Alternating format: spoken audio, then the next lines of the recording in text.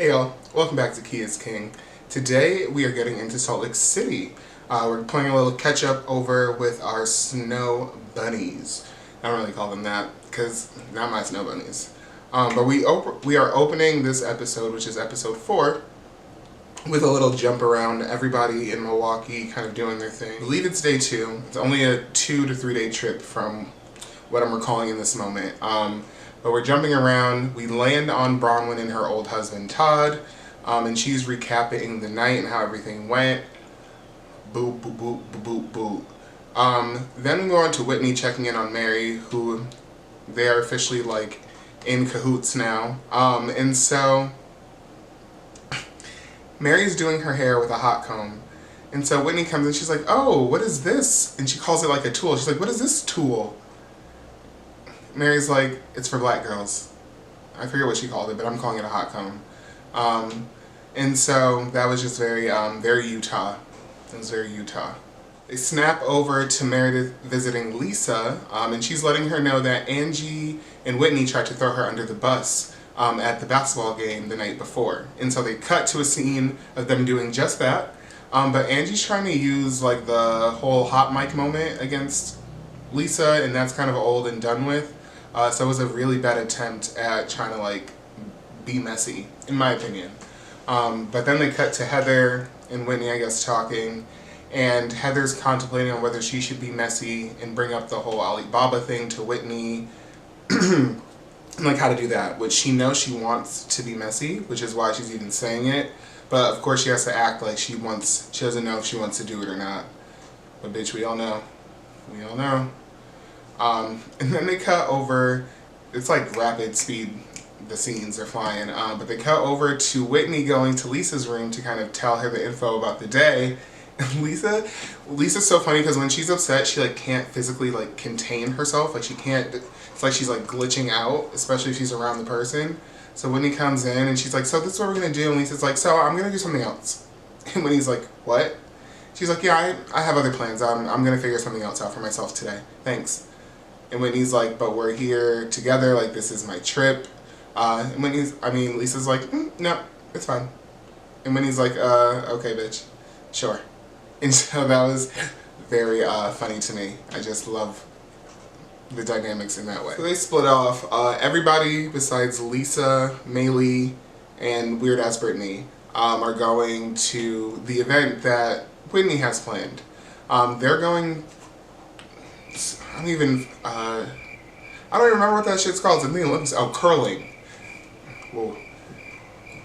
Chirp, chirp. But they're going curling, and so they cut to Lisa just seemingly finding these ladies in the hallway, and she's like, "Since you're here, we're gonna go do something different." And it's like, that's literally the approach, is since you're here. And these bitches are just like, "Yeah, sure." I would have been like, absolutely not.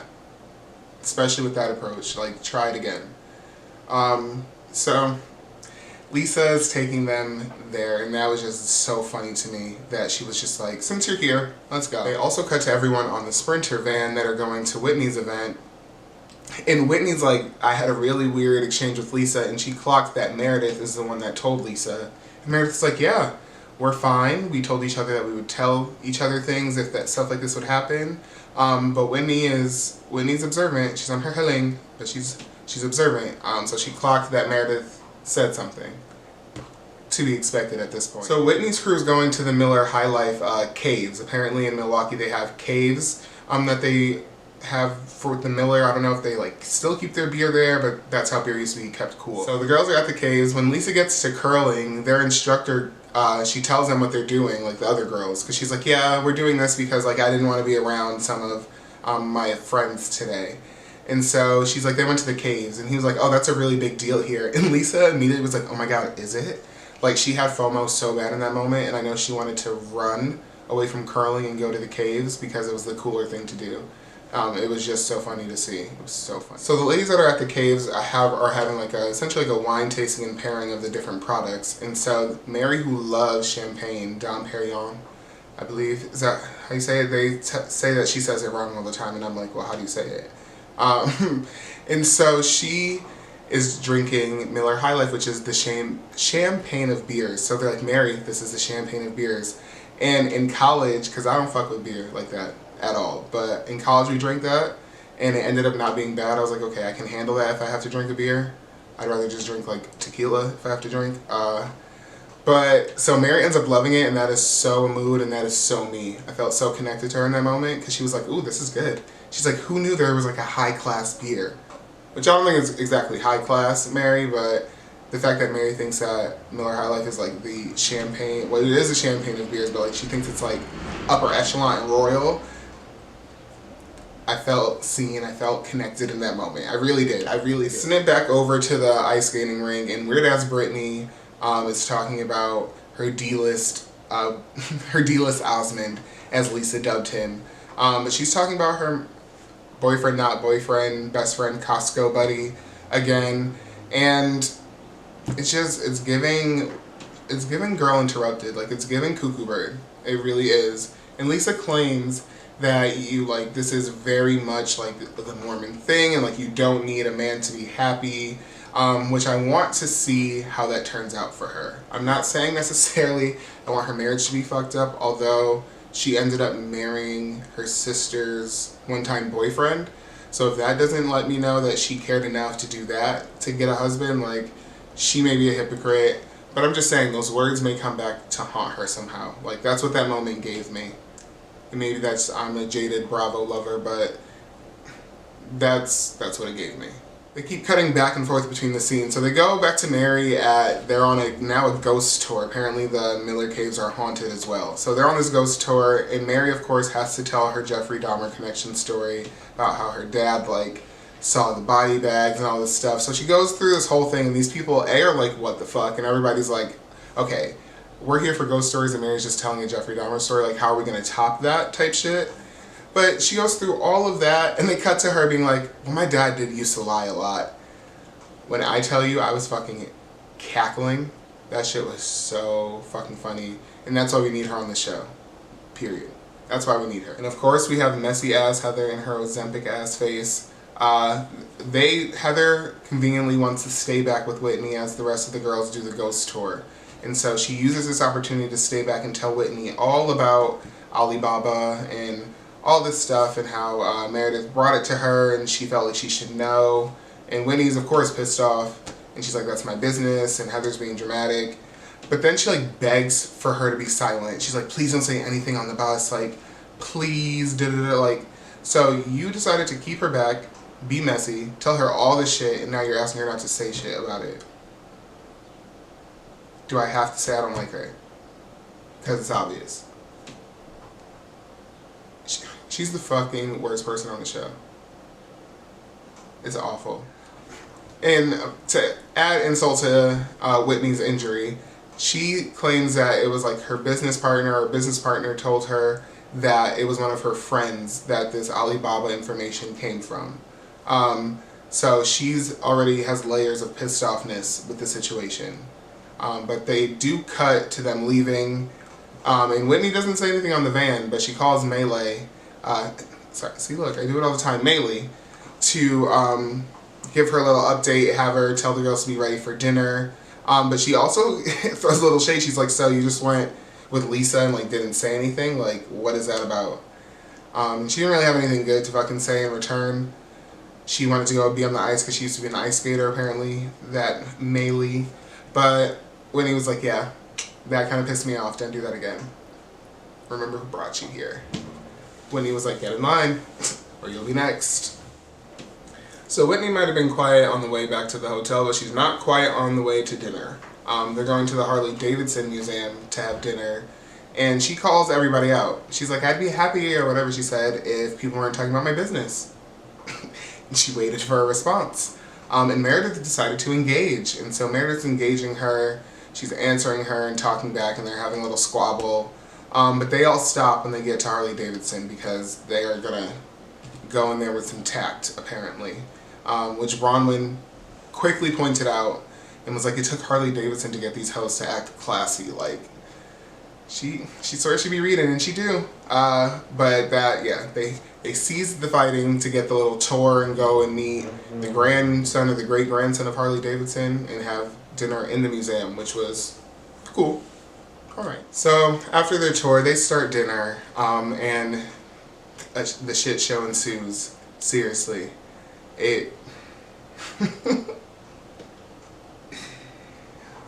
Whitney tried to start off nice. She gifted everybody jewelry from her line that they just said was Alibaba. And she was like, before I knew people were talking about my business, I had this idea, and she gives them out, and Lisa's like physically shaking. She like I said, Lisa can't contain herself. She like glitches out when she's uncomfortable and upset. So Whitney gives everybody the jewelry. And so as she's doing that, Lisa is attempting to really own it, because Lisa is the one who started this.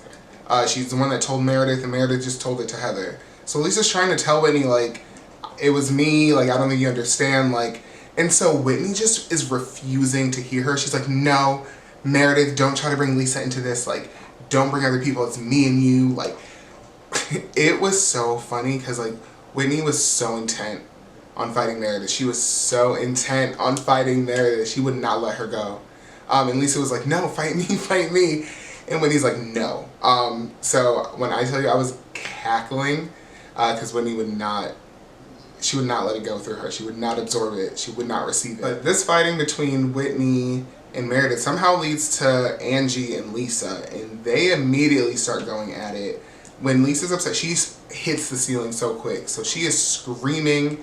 Angie's like trying to scream. Like, Angie just doesn't seem real when she screams, because she doesn't seem like she's that upset or mean of a person. So she's screaming. She like bucked her chair and kicked her chair at one point, which was not the moment, if that was a moment she was intending it to be. Lisa's arguing. She's calling her a bitch. All this stuff. They're going back and forth. Lisa then, I think, takes the lowest blow and takes it too far of how Angie pretends that, like, she needs to call her daughter when she doesn't want to, like, deal with her anymore. Which, damn. Even if it were true, which that doesn't even make sense to me, but, like, you brought up her kid, and that's supposed to be the #1 rule amongst, like, all housewives everywhere, and people in general, but, like, you don't bring the kids into it. And so Lisa did that, whether she wants to admit it, see it, or not. But that really hurt Angie and kind of stopped Angie in her tracks, honestly, with this whole fight that they were having. And so Mary tries to say something nice, like, well, you guys love each other, to, like, end the fight, and that was just very awkward. But who takes center stage with the microphone, unfortunately, but weird-ass Brittany. And she has another announcement to make, because she loves group announcements. And her announcement is that she broke up with Jared. Okay, this is the same woman that said she broke up with this man 16 times in 8 months. So she's stopping dinner to say that she broke up with him. Ooh. And what really gets me is the episode was named after her. Like, in this moment, I can't remember what it was, but the episode was named after her in the situation. And I was like, oh my god. No. Wrong direction, Bravo. Wrong direction. Now, also, the funny thing is that this bitch has told everybody but Jared that they've broken up, which is the D-list Osmond. She was just like, oh my god, like, somebody asked, like, does he know? And she's like, well, we haven't talked yet. So you're letting everybody in national television know. Obviously, we will see it by the time this has all happened. But I was like, you weird-ass bitch. How you gonna break up with this man and not let him know yet? In the midst of all of this, Britt decides she's gonna come for Bryn. Not Bryn, oh my god. Bronwyn. Sorry, I like shorthand. But Britt decides she's gonna come for Bronwyn. Oh, Bryn is from the other show too. I was like, as you can see, we're doing multiple videos today. So Britt thinks it's a good idea to come for Bronwyn. And Bronwyn eats her, because Britt's like, well, why do you like your husband? Are you, like, attracted to him? She asks if he was attracted to him. Essentially, she's asking if she's a gold digger and married him for his money, and if she's attracted to her husband. And Bronwyn's like, you're asking me, am I attracted to my husband? She's like, that man is rich, and he's smart, and we don't have a prenup, but he knows that I could be a gold digger, so he, like, has his shit together, and, like, we're good. And it just really doesn't look well for Britt, who can't even get a man to, like, call her his girlfriend. Instead calls her his best friend, and they go to Costco as dates. Like, bitch, please. But once again, weird as Britt. And who's over there giggling in the corner but Ozempic teeth ass Heather?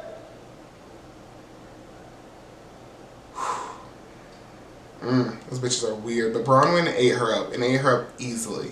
Like, she was fucking her. She didn't know what to do. She couldn't handle Bronwyn. And one thing for certain that Whitney did in this moment was clock the tea that Britt is just jealous. Britt wishes she has a husband, a rich one at that, and could say that she's this like woman that's like all booed up. So she's trying to do all that and throw shade and call Bronwyn a gold digger, but you want what she has. And Whitney compares it to her situation. Because I think Bronwyn and her husband are like 26 years apart, and then her and her husband, Whitney and Justin, are like 18, if I remember those numbers correctly. So clock it with, because she is jealous, and that's why she's weird ass Brittany. W-A-B. They end this episode at the gay bar. They go to Trixie Mattel's bar, and so Whitney's doing her white girl hosting. They all do a little dance competition, which stiff as hell. Mary was definitely probably the best one, and they loved her. But that's how they end, with Whitney describing her fascination for drag, being a little Mormon girl, seeing a drag queen for the first time, and apparently the rest was history. So yeah, that was season or episode whatever that was. Yep. Then we move on to season 5, episode 5, which is just my lucky number twice, so it must be good, right?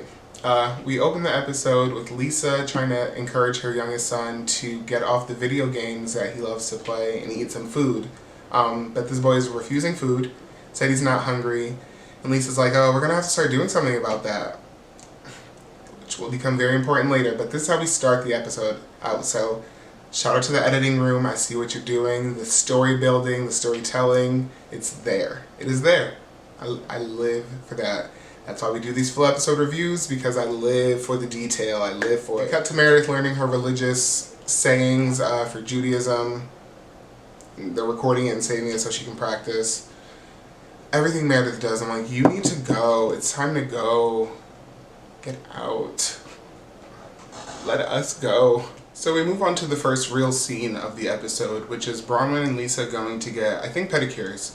And this scene had a lot of layers to it. So I guess on their way back to Utah from Missouri, Bronwyn ends up showing Lisa a picture of her daughter and her baby daddy, who has since passed away. And Lisa makes the revelation that she knows him and his family, which leads Bronwyn to be very shocked and very taken aback, because apparently she has a very traumatic history, and the story of her birth was very traumatic. She was 19, a Mormon, and she got pregnant, and they went to the family, and the family like shunned her and made her the villain, essentially, and she walked away knowing that she would be alone and not supported. So she has a lot of trauma from that. She was not supported at all. They told her to go to another country, have the baby, and like give it up for adoption, essentially. So she chose to not do that. Her family was not happy. I don't think she like talks to her mom really, or is close with her as a result of this to this day. So she's explaining all of this to Lisa. Lisa's like very shocked. She's like, oh my god. And Bronwyn says she purposely keeps him hidden, or his identity hidden. But Lisa, after this, finds out and goes and talks with the family. Decides she's going to go talk to them about this, which is like messy and weird to me. Like, this girl just revealed all this information, her trauma, and your idea is to go talk to the family because you're really good friends with them. And these people sound awful, by the way. They sound fucking awful. But Lisa said she went and talked with them, and the grandmother said it's time that they like meet the daughter and like know her and all this stuff. So interestingly, Bronwyn, as we'll get into later, like sends the daughter away so she can like receive this information and process it herself, and Bronwyn can do the same, which is, I liked that as a parenting move. I found that to be something that's not typical of people that I know, or definitely what I've experienced. So very interesting. We move on to a quick scene of weird ass Brittany, Whitney, and Heather. They're doing some type of something, I don't know. But the few major takeaways here are that apparently Lisa Barlow threw away her necklace, the jewelry that Whitney gave them at dinner when they were in Milwaukee. She like threw it in the trash, and the hotel like called and was like, somebody seemed to have left some like jewelry, and Whitney like asked them the room number and all that stuff. So the glitching that Lisa was experiencing was not a fluke apparently. Apparently she was really, really fucking upset, to the point where she threw Whitney's Alibaba jewelry in the garbage. which is just so fucking petty. They also go on to talk about how Britt is mad at Lisa because throughout the trip, Lisa had taken her phone and sent her boyfriend, not boyfriend, text messages and pictures. I guess she FaceTimed him at one point and was just like, fuck off. And so Britt is really mad because now this man is claiming that that was really inappropriate and messed up, and blah, blah, blah, blah, blah. So they're doing that. And then they move on to Whitney finally clocking her brain into the show. Because now Heather's explaining to her that it was Lisa who started all of this stuff about her business and Alibaba and like brought it to Meredith. Meredith brought it to Heather, and Heather brought it to Whitney. So Whitney finally in this scene gets the point of everything, that it was Lisa that started everything. After just being insistent she fight with Meredith. I think she was just caught in like Groundhog's Day. It was quite interesting. They jump over to a scene of Mary and Robert Jr. and they keep having these little pockets of these moments with them, and we saw this big conversation that they're gonna have at some point, but it's just, it makes me sad. He's like asking her for money all the time, and Mary's like alluding to his lifestyle once again, knowing that he probably is like smoking weed or doing drugs or is like depressed essentially. But Mary, just watching her like love her son, even though there's some barriers there, it like warms my heart. But that transitions and that leads to Mary and Angie going to a hip hop dance class. And I love that Mary has rhythm. Like, it just kills me that her crazy cult grandpappy Marin self has just like rhythm, but she probably had the most rhythm in the room, and this is a dance class. So that was very telling of the Utah of it all. So as Mary and Angie are doing their dance thing, by the way, Heather's daughter is a part of this dance crew, so that's very ironic, and a boomerang for sure. But as they're there, Lisa and Heather, yeah. See, I try to forget her name, But Lisa and Heather are going to a salt cave, where you literally go sit in a salt cave and like absorb the nutrients, I guess, of the stuff. Heather's being messy. She's talking shit about Angie. She's really just saying how she should have just like not done that, and she's like really championing Lisa. But Heather's just going in. Mind you, Heather has known Angie since high school, and that doesn't mean she has to always have her back. But like, there's just like some loyalty or respect you think you would have. But Heather is the worst, literally the worst. And so she's talking shit about Angie. She's telling Lisa that Angie said something about her kid being up playing video games all types of night, which was questioning her parenting. Heather knew what she was doing and said nothing to Angie in the moment because they flash back to Angie telling this to Heather in Milwaukee. So she's once again saving information to be messy. She's telling Lisa, which this upsets Lisa to her core. She's offended, she's pissed off, as if she didn't talk about Angie's kid first. So it's very interesting, but Heather is the fucking worst. But that whole thing was just flashing back between Angie being upset about the whole situation and how she didn't have a mom, so like she doesn't appreciate Lisa talking about her using her daughter as an excuse or like not being there with her daughter. Angie's like, I talked to her morning to night if Lisa would let me, so they're both mad, but Heather's getting Lisa started and Lisa's acting delusional like she didn't bring up a kid first. It was so fucking annoying. And they also were asking for salt in a salt cave, and the girl that got them, or not salt, my bad. See, look, my anger is getting the best of me. Anger. But they asked for tea in the salt cave, and the girl seemed really annoyed, like they don't usually give people liquids in a salt cave, because she was like, don't drop this, it'll dissolve the salt. So that was something, I don't know why that just popped into my head, but I don't know. And then they cut to this stupid ass scene that really kind of pissed me off. Whitney and her husband like dropped off their kids. They're like bargaining piercings and shit. But she gets a phone call from a podcaster who she said is connected or knows the friend or is the friend of the person who posted her Alibaba content story, whatever the fuck it was. And so she's like, oh, ask them if they know who it was. He calls her back with tea and says, oh, they won't say the name, but they said that the person like doesn't own like a beauty brand. The person doesn't own like a jewelry brand, but the person did own a liquor brand.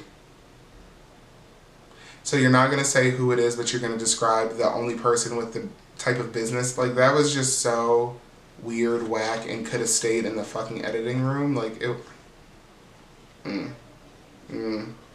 Shit I don't like. Then they move on to weird ass Brittany and weird ass Jared, who are now meeting up to have dinner to talk about all the stuff that happened in Utah. And this was a snooze fest, and they're blaming Lisa for everything.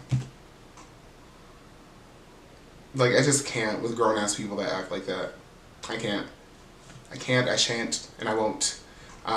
They're both fucking weird, and now they're blaming Lisa for all of their weirdness. We move on to a scene with Bronwyn and her daughter. This is where she's explaining that she kind of sent her away to process and think about it, reach out to the family, see how that goes, kind of remove herself from her bias and opinion.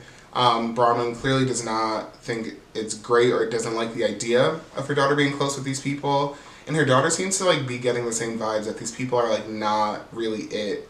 They were saying shit like, oh, if you're ready, if you think you could like handle this essentially. And she's like, motherfucker, I'm the kid in the situation. So she's talking about that. They seem to be close throughout it all, which is good. But I like the way that Bronwyn mothers. She's accountable. She's honest, unconventional a little bit. Her daughter seems decent too. But that family seems fucking awful, whoever they may be. I might have to Google and research who they could potentially be, actually. I'm sure it's on. Then we end with Lisa, Heather, Britt, and Mary going on a little excursion, a ziplining excursion, which is an odd group, an odd pairing, but so are everything that these housewives do, honestly. But they're getting together, seemingly on the side of the highway, which is interesting, but apparently Mary is a zipline fanatic and has ziplined across the world, which once again adds layers to this kooky ass cult leader woman. Oh, and I can't forget the tailgate. There's ziplining and tailgating, which Mary has no idea what that is, despite physically doing it in this episode, which is just so funny. So of course we have Britt after they're done ziplining and they're tailgating. She brings up the Jared stuff and how she's really mad at Lisa. And Lisa's like laughing, half scoffing. It's like, what are you talking about, crazy lady? And she's like, yeah, you really messed it up for me. Like, you really did. And she's like, okay, you blame me. I won't do anything anymore. And Mary's like, girl, what the fuck is wrong with you? Like, she didn't say it in that way, but she's like, stop fucking talking about it. Nobody cares. Like, you are wild. Like, leave me out of it. And Britt's like, I will gladly leave you out of it. And guess who's second in line? Her fucking duckhead friend, Heather. And she's like, yeah, me too. And then Lisa's like, yeah, definitely leave me out of it. So now all three have been asked to be recused from her weird-ass relationship. And she's like, fine. But, like, when will you get the clue that nobody fucking wants to talk about this shit? Nobody. Like, hello. So they're talking about stuff. Britt is asking so many, like, leading question and, like, pressurized questions as if she knows what she's fishing for, which leads me to believe that Heather is, like, setting her up for the okie doke, which she's been doing since she got on their screens, let's be real. But she's like, oh, so, like, she's just asking a lot of questions about the dance class. And Mary's, like, not trying to, like, give them answers. She's like, oh, so you went to dance class? Like, what type of dance class? Oh, you saw Heather's daughter? Like, what were you, like, you were there alone? What were you there? So they're trying to do all this shit. They're trying to get it out of Mary. And Mary's like, no, okay. And then eventually, this line of questioning leads to the topic of Angie, because Mary, obviously went to that class with Angie, and so she's like, have you talked to Angie, Lisa? And Lisa's like, no. And Lisa gets into her feelings about Angie, which leads Mary to kind of defend her and kind of talk about the situation a little bit. So Lisa obviously is upset about the parent comment that Angie made. Brittany is trying to co-sign because Mary already talked about her parenting. And it's like, yeah, that is the worst thing you can do. Parenting digs are awful. Like, da-da-da-da-da. Like, bitch, we don't care. Get off your soapbox. It's not even your moment right now. But Lisa's trying to talk about the parenting comment as if she was not the one to talk about parenting is just delusionally weird to me. Like, so fucking weird. But she swears. As Britt and Lisa are being the proud parents of Utah, Mary takes the opportunity to just clock the fuck out of Heather in her face. Which, mind you, speaking of her face, Heather has, like, cuts and bruises and scratches on her face. Like, Jen Shaw escaped prison to beat her up again. And nobody addressed it once. Like, nobody's gonna ask why she looks like she just went through a fucking weed whacker. Like, I don't get shit like that. And why don't you have makeup on if that's the case, if you're gonna act like nothing happened?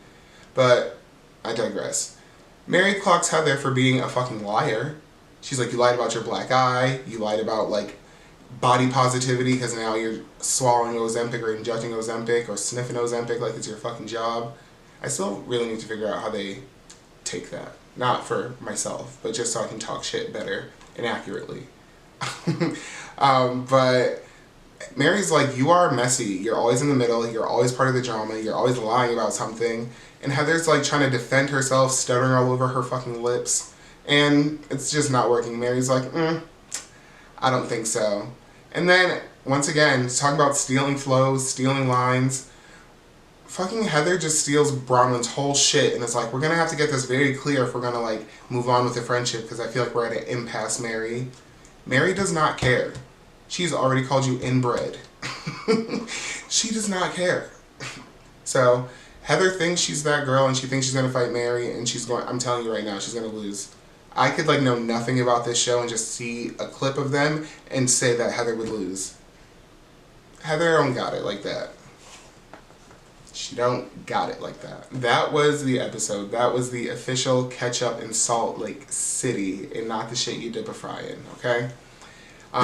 I am going to continue to figure out how to craft and hone all of this, but I appreciate y'all for checking in, stopping by. Don't forget to comment, like, subscribe, and check me out for the next one.